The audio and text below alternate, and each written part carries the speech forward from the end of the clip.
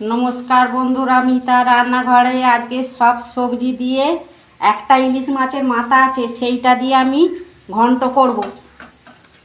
এই যে কাঁকড়াল নিয়েছি, কিছুটা বেগুন নিয়েছি, একটা বেগুন, চিচিঙে নিয়েছি অল্প, আর কুমড়ো, আর এই যে বটবটি কড়াই নিয়েছি। এই যে মাছের মাথাটা নিয়ে এই যে একটা আলু দেবো, আমি ছোট ছোট করে কেটে নিয়েছি।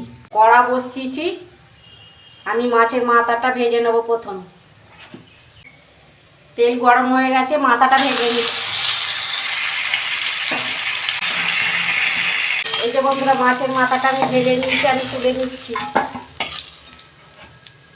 ওই তেলেই আমি সবজিগুলো ভেজে নিচ্ছি।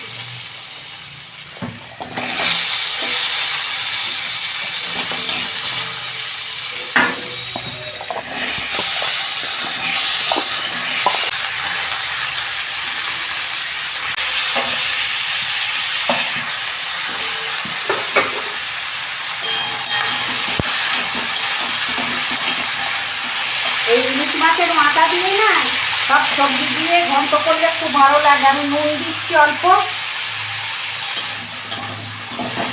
আমি 2 মিনিট সবজিগুলো ভেজে নেব।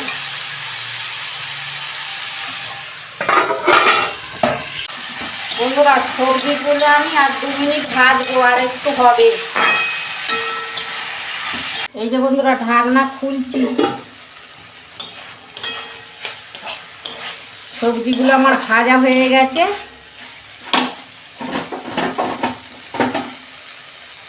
আমি তুলে ওই কড়াতে আমি তেল দিচ্ছি।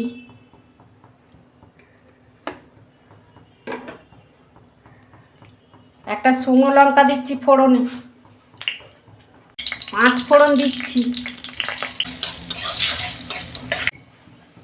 ফোড়নটা ভাজা হয়ে গেছে, পেঁয়াজ দিচ্ছি।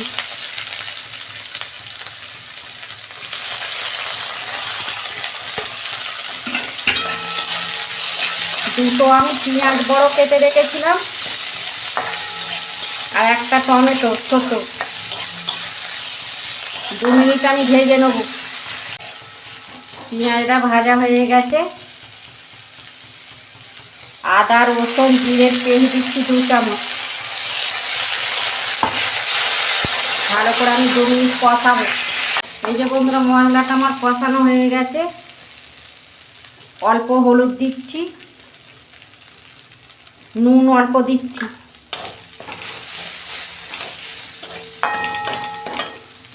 মাছের মাথাটা দিয়ে দিচ্ছি, লঙ্কা গুঁড়ো দিচ্ছি,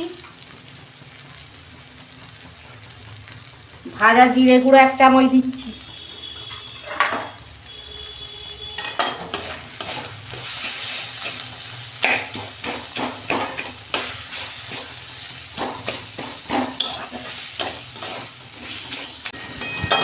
এই যে মশলাটা কষানো হয়ে গেছে, আমি ভাজা সবজিগুলো দিয়ে দিচ্ছি।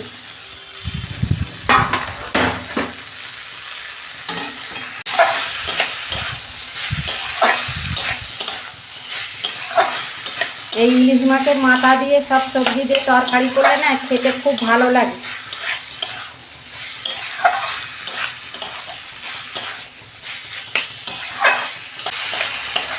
এই যে বন্ধুরা, সবজিগুলো আমার সব কষানো হয়ে গেছে। আমি অল্প সামান্য জল দেবো, সবজিগুলো ভাজা আছে, সেদ্ধই হয়ে এসছে।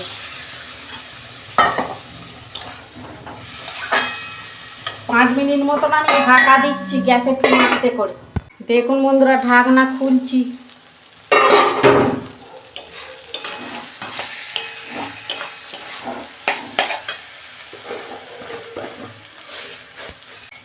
অল্প আমি চিনি দিচ্ছি।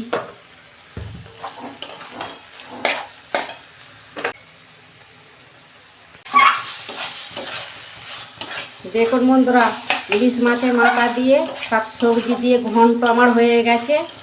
আমি ঢেলে ফেলছি।